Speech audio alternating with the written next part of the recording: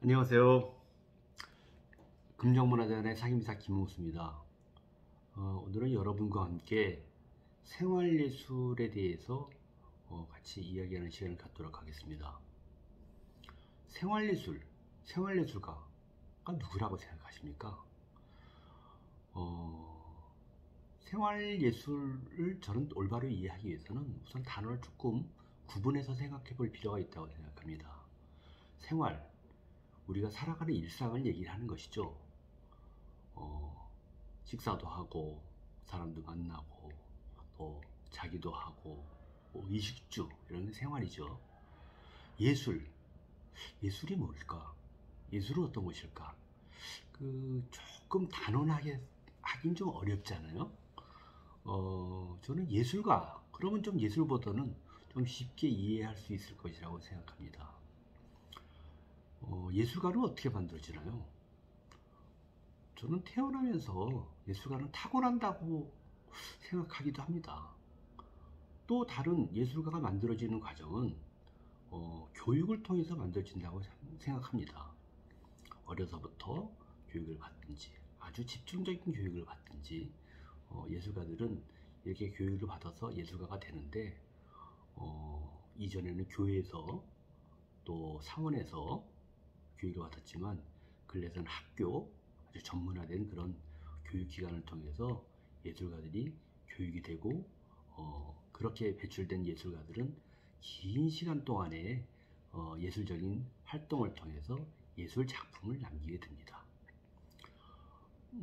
그에 비해서 그래서 예술가들은 그렇게 많은 시간 동안에 자기의 활동을 하는 것이 거의 직업화되어 있습니다. 그래서 보통 직업예술가, 전업예술가 이렇게 저희가 얘기를 하는데 생활예술은 직업과 전업예술가에 비해서 일상생활을 하면서 예술활동을 하기 때문에 여가 시간을 이용한다든지 일정 시간을 할애해서 예술활동을 하기 때문에 전업예술가나 직업예술가와는 구분된다고 생각합니다. 아마추어다 이렇게 정의하시는 분도 있으세요. 근데 저는 그분들과 조금 견해를 달리합니다. 왜냐하면 생활예술가 중에서 아마추어보다는 예술가하고 전혀 그 작품의 활동이나 작품이 손색이 없으신 분들도 있으세요. 그래서 저는 아마추어는 조금 생활예술가와 같진 않다 이렇게 생각을 합니다. 그래서 생활예술가는 직업적인 예술가가 아닌 일상에서 활동하고 생활하는 작품 활동을 하는 그런 예술가를 저는 생활예술가라고 정의하고 싶습니다. 에 대한 말씀을 좀 같이 나누겠습니다. 생활예술 활동을 보면은 저는 우리 조상들의 활동과 조상들이 남긴 것을 잘 살피면은 저는 생활예술 활동과 작품, 예술 활동에 대한 이해를 더할 것이라고 생각합니다. 조상들이 남긴 예술 작품에는 뭐가 있을까요? 그림도 있고요, 시도 있고, 글도 있고, 음악도 있고, 이런 우리가 보이는 유형의 것도 있지만 또 문화도 있습니다. 무형의 문화도 있습니다. 조선시대 선비들은 시도 해야 되고 글도 써야 되고 또 그림도 해야 되고 때로는 음악도 해야만이 선비로서의 어떤 대접을 받는다든지 선비로서의 덕목을 가졌다고 그렇게 생각을 했었습니다. 그들 중에 문명사회가 되면서 그것을 아예 직업으로 하는 이들도 있었습니다. 일상 주민들의 생활에서도 전문가 그룹과 일상생활 그룹이 서서히 구분되기 시작했습니다. 풍물가락, 남도에 가면 남도의 농악가락이 있고요. 서도에 가면 서도의 풍물이 있고 경기에는 경기의 민요나 가락이 있습니다. 약간 다른 이런 풍물가락을 연주하는 것도 뜬패와 같이 전문적으로 연주라는 집단이 있는가 하면 두레패와 같이 농번기나 농한기 때 일시적으로 활동하는 그런 생활예술 그 집단도 생겨나게 됐습니다. 이런 예술 활동을 지원하고 체계적으로 하는 국가의 정책도 생겨나게 됐는데 우리나라의 가장 그 명실상부한 국가 정책, 예술 정책은 저는 1972년에 문화예술진흥법의 그 제정과 그에 따른 그 기관의 설립이라고 생각합니다. 지금 문화예술위원회인데 이전에 문화예술진흥원이었었죠. 문화예술진흥을 하기 위해서 기금도 모금하고 예술가들에게 사업도 지원하고 또 창작 활동도 진행하는 좀 그 다소 떨어진 것을 국가 정책으로 진흥하는 이런 체계적인 계획과 그 사업을 전개했습니다. 또 그들이 활동할 수 있게 공연장도 건립하고 미술관도 건립하고 그런 정책을 다양하게 전개했습니다. 1972년 이후 지금까지 문화예술진흥 정책은 다양하게 계속 추진되고 있습니다. 정부의 정책 중에서 조금 변화가 있었던 것은 김영삼 정부와 김대중 정부에 이르러서 조금 변화를 갖게 됐습니다. 문화향유다, 문화산업이다 라는 개념이 도입된 것입니다. 지금까지는 예술가를 많이 지원하고 예술가의 활동을 다양하게 전개하는 것, 그 다음에 공연장을 만들어서 문화시설을 넓히는 것이 예술진흥 정책의 주요 내용이었습니다.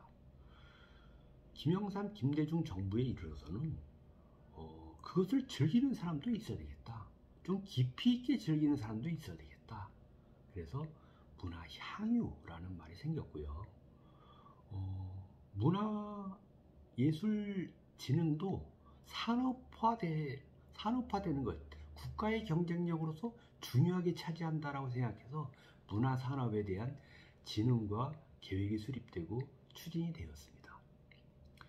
노무현 정부에 이르러서는 문화예술 정책에 가장 획기적인 변화가 있었다고 되는데 지금까지 예술가와 예술작품, 문화공간의 진흥, 향유에 대한 모호한 진흥 갖고는 실제로는 그 올바른 예술 그 발전을 이룰 수 없다 이렇게 생각해서 문화예술 교육이라는 새로운 그 패러다임이 생깁니다. 이때로부터 우리가 아는 만큼 즐긴다라는 말이 나왔습니다. 어떤 작품을 안다, 깊이 있게 이해한다가 그 올바른 그 예술 정책이라고 새로운 패러다임이 들어온 것이죠. 그래서 학교로부터 아주 어린 나이에 학교로부터 이제 예술 교육이 필요해서 지금까지는 예술 교육은 예술가를 위한 교육이었습니다. 근데 지금은 즐기기 위해서 일반인을 위한 교육이 필요했던 것이죠. 또 사회적으로 소외된 그 계층에게는 별도의 지원 정책과 교육이 필요하다라는 그런 지원 정책의 개념이 들어왔습니다. 그래서 문화예술 교육이라는 어떤 새로운 패러다임이 나타나게 된 것이죠.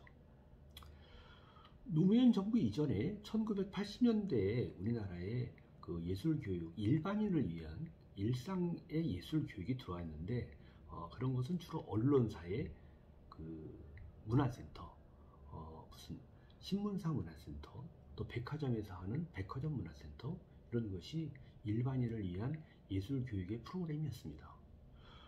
박물관이나 도서관에서도 일반인을 위한 예술 프로그램, 교육 프로그램이 이제 도입된 것이 대개 1980년대입니다. 1995년도에 지금까지 자치단체장을 민선에서 선거로 뽑게 됐는데 그 이후로부터 문화예술 정책은 획기적인 변화를 갖게 됩니다. 각 지역마다 주민들을 위해서 다양한 문화예술 교육을 만들었던 것이죠. 이런 것은 1980년대와 90년대 우리나라 경제 부흥, 이른바 삼저죠. 이런 해서 경제 부흥을 이루게 되는데 그로부터 많은 사람들은 이제 좀 여가도 생기고 재원도 생기고 생활도 윤택하게 됐습니다.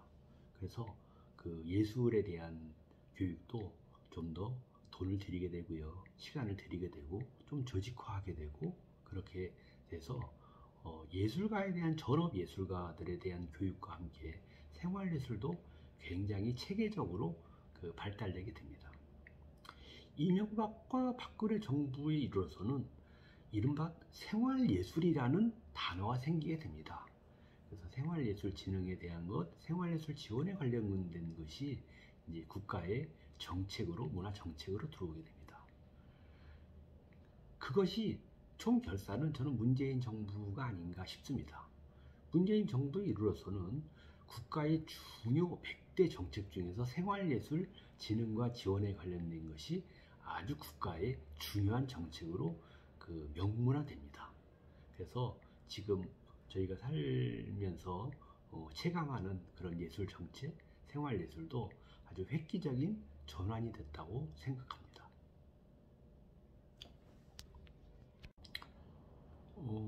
생활예술 교육 과정과 활동에 대해서는 민선 자치단체장 민선 1기를 거치면서 상당히 다양화된 교육 과정과 내용을 갖습니다. 이전에는 주로 학원에서 배웠던 백화점 문화센터 배웠던 이런 생활예술이 이제 공공의 영역으로 더 확대되게 되는 것입니다. 이른바 문화회관, 또 문화원, 도서관, 박물관, 또 다양한 사회복지관, 그다음에 노인복지관, 이런 사회복지관에서 다양한 교육 프로그램이 만들어지고요. 또 평생학습, 또 주민자치센터까지 이런 교육 프로그램을 운영하고 전개하고 있습니다. 그래서 우리가 일상에서 생활예술에 대한 교육을 받기 위해서는 정말 생각만 있으면 어디든지 어느 곳에든지 이 교육 과정을 받을 수 있고 교육 프로그램을 이수하여서 활동할 수 있습니다. 우리보다 조금 앞서 산업화된 사회를 보면은 생활예술이 어떻게 우리 사회가 앞으로 미래에 전개될 것인가를 잘 보여주고 있습니다. 가까운 일본입니다. 일본은 우리나라보다 산업화가 빨리 됐죠. 그 다음에 베이비부모 세대도 빨리 나타났고요. 일본은 굉장히 다양한 분야에 또 아주 수도 많은 생활예술 활동가들, 생활예술 단체가 활동을 하고 있습니다. 일본 앞서서 산업화를 겪었던 미국이나 유럽은 그 수와 양이 훨씬 더 다양하고 아주 조직적이죠.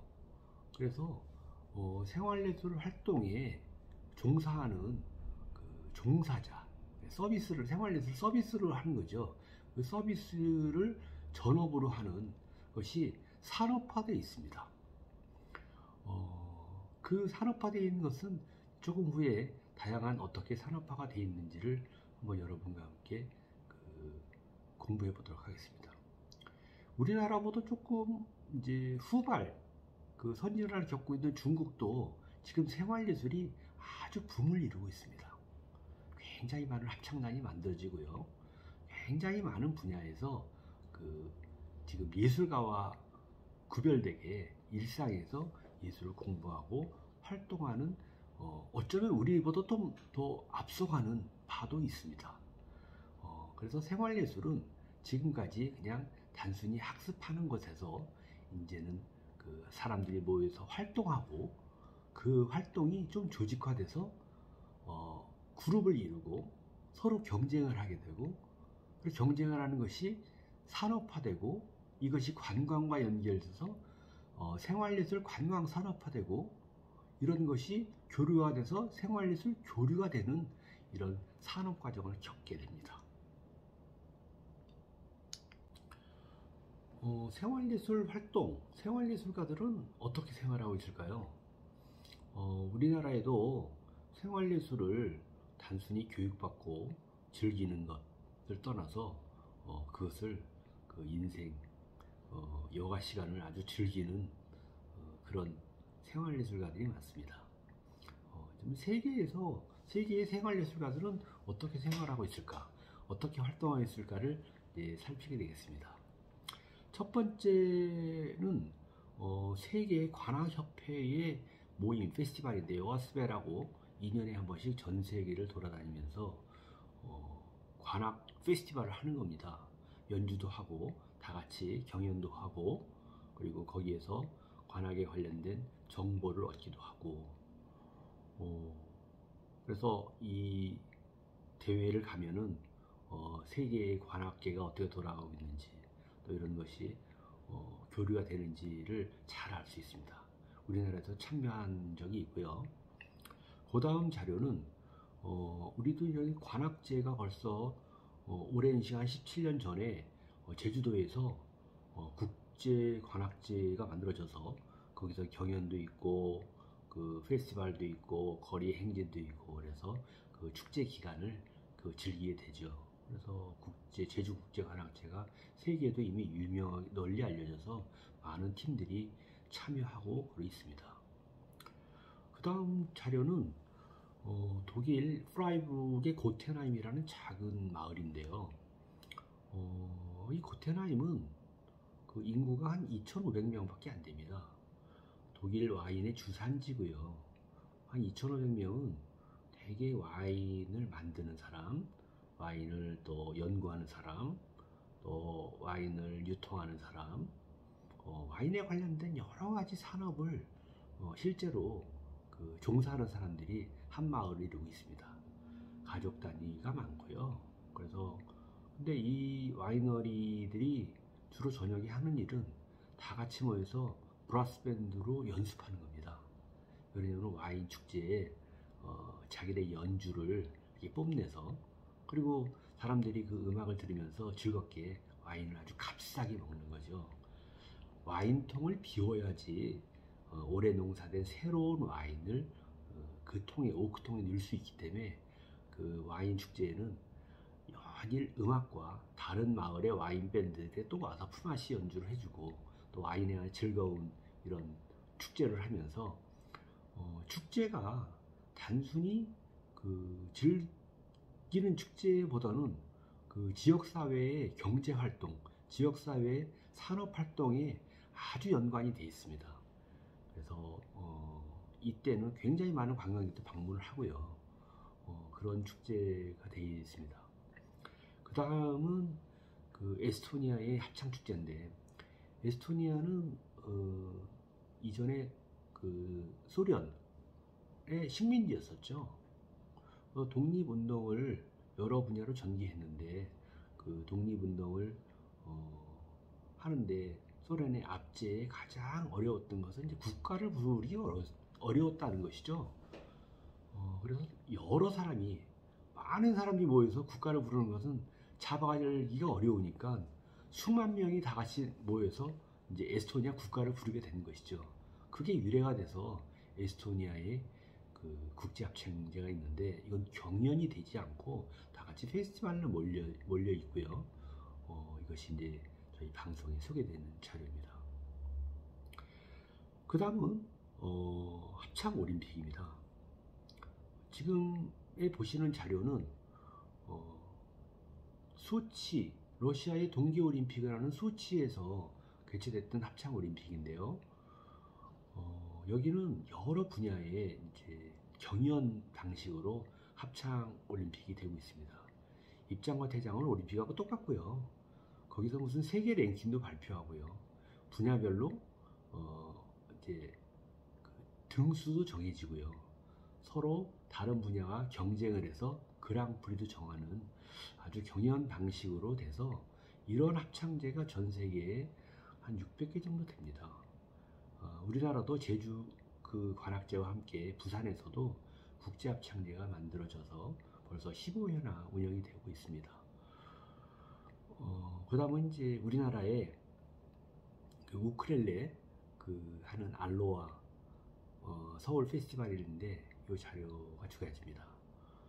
우크렐레는 아주 유치원의 학생들서부터 치매 교육을 하는 어르신까지 다양하게 우선 배우기가 쉽죠. 줄이 4개라서 기타에 비해서 배우기가 쉽고 그리고 이 우크렐레의 쉬운 그 연주를 통해서 노래를 같이 할 수 있고 이런 아주 즐거운데, 여기는 이제 앙상블을 해서 그 개인 연주도 있고 앙상블을 하는 이런 우쿨렐레 페스티벌을 하고 있습니다.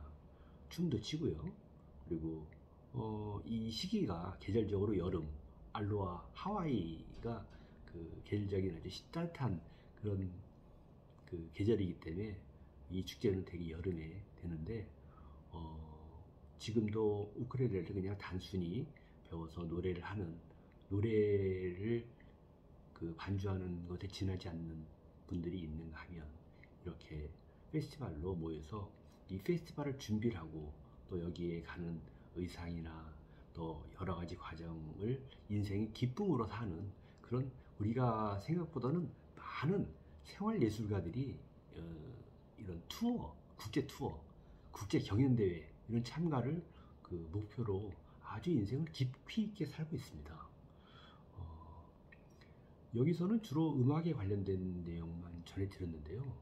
실제로는 무용, 댄스와 같은 경우에도 우리가 보통 크루즈, 그럼 크루즈를 타고 그냥 단순히 세계를 유명한 여행지를 여행하는 그런 분들도 있지만, 이제 커플 댄스라고 해서 부부가 그 라틴, 무슨 차차차, 룸바 이런 걸 계속 공부를 해서 크루즈를 타는 한 달 동안에 매일 저녁에 거기서 그 춤, 라틴, 오늘은 라틴, 내일은 차차차 이런 것을 다 같이 춤을 추고 거기서 즐기는 그런 투어를 갖는 분들도 있습니다. 우리가 생각할 때는 난타에서 다 주민자치센터마다 난타 경연대회를 하는 그런 것도 있지만, 이렇게 크루즈를 타면서 춤을 출 수 있다는 거 듣기만 해도 참 부럽지 않습니까? 그러시는 분들이 이미 우리 생활에 있으십니다. 그뿐만 아니라 뭐 이제 작고 큰 취미 이런 것을 아주 깊게 즐기시는 분들 많습니다. 은퇴를 앞두고 카메라를 사서 아주 깊이 있게 이해를 하면서 카메라를 들고 전 세계를 돌아다니면서 사진을 촬영하시는 분들도 있고요.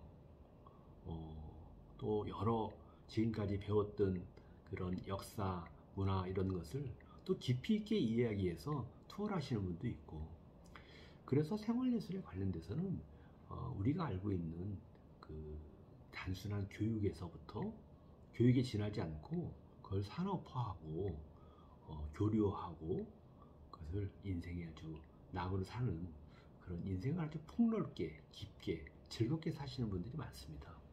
그래서 생활예술이 지금 이전에는 단순한 어떤 취미에서 배워 지나지 않았다면 앞으로는 그것을 산업화해서, 그래서 저는 우리나라의 많은 축제, 지역마다 되는 축제가 앞으로 생활예술 축제가 되지 않을까라는 기대를 하고 있습니다. 지금까지는 축제를 단순히 보는 축제에서 이제는 참여하는 축제. 저희가 세계적인 페스티벌이나 축제를 가보면은 되게 참여자들이 주인공이 되는 축제가 많습니다. 우리가 잘 알고 있는 브라질의 리우 삼바 축제죠. 거기는 축제의 참가자들이 오랜 시간 동안에 삼바 학교를 다니면서 삼바에 대한 축제를 준비하고 춤을 연습하고, 그래서 서로 경연해서 그것을 직업화하는, 그렇게 돼 있습니다. 서인도 제도에 가면은 스틸 드럼이라는 이렇게 드럼통이죠. 드럼통을 이제 두들겨 갖고 소리를 이렇게 만드는 스틸 밴드 오케스트라를 만들어서 그걸 서로 경연을 해요. 그래서 거기서 1등하는 팀이 이제 호텔에서 1년 동안 그 스틸 밴드로 연주자로 활동하게 돼 있어요. 그런 축제도 있고, 그래서 지금 세계적으로 알려져 있는 이런 축제 활동이 사실은 그 생활예술가들에게 의해서 만들어지고 또 운영이 되고 있습니다. 지금까지 생은 우리가 뭐 주 52시간, 52시간만 일하는 거죠. 한 주에 어떤 데는 선진국은 뭐 45시간만 일하기도 합니다. 일을 하는 그 많은 시간, 여가 시간을 즐기는 것이 점차 생활예술이 축제화되고 생활예술이 산업이 되고 생활예술이 관광이 되는 이런 시대를 우리는 살고 있습니다. 베이비 부머라고 해서 우리나라도 1954년으로부터 64년까지 약 850만 명을 베이비 부머 세대라고 하는데, 그분들이 지금 은퇴를 시작했습니다. 65세가 되는 것이죠. 앞으로 이런 베이비 부머 은퇴가 한 850만 명이 이제 은퇴자로 남는 것입니다. 무엇을 하시겠습니까? 취미를 가져야 됩니다. 취미를 깊이 있게 아주 조직적으로, 그리고 그걸 관광하고 연결을 해서 나와 같은 취미를 갖는 사람들이 같이 모여서 하나가 될 수 있는 그런 삶을 사는 것이 저는 어쩌면 지금 세계적인 생활예술의 추이라고 그렇게 생각합니다. 여러분, 그 생활예술에 관련돼서는 저희가 조금 더 연구를 하고요. 또 재원도 또 모아야 되고요. 또 서로 협력도 해야 되고요. 그래서 좀 더 깊이 있게 즐길 수 있고, 그 즐기는 것을 또 사회에 공헌하고 봉사하고 사회에서 널리 쓰일 수 있는 그런 것이 우리의 삶을 아주 풍요롭게 하는 것이 아닌가, 저는 그렇게 생각을 합니다. 일부 제가 아주 존경하는 몇몇 선생님들은 정말 특이한 취미를 갖고 계셨어요. 마술을 공부하는 것이죠. 한 60대, 50대 후반서부터 마술을 공부하셔갖고 은퇴 후에 지금도 마술사로 사회복지시설을 방문하면서 그 활동을 하고 계십니다. 정말 멋있지 않습니까? 여러분들도 이 마술, 생활예술을 그저 단순히 즐기고 나를 위해서 쓰는 것이 아니라 이 활동을 사회에 공헌하는 것으로 쓴다면은 정말 멋있을 것 같아요. 저는 은퇴가 기다려질 것 같아요. 오늘 생활예술에 대해서 여러분과 의미와 활동, 그리고 세계적인 생활예술가들은 어떻게 활동하고 있나의 일부를 알아보게 됐는데요. 앞으로 이런 활동을 통해서 우리의 삶이 좀 더 깊이 있고 재미있어졌으면 좋겠습니다.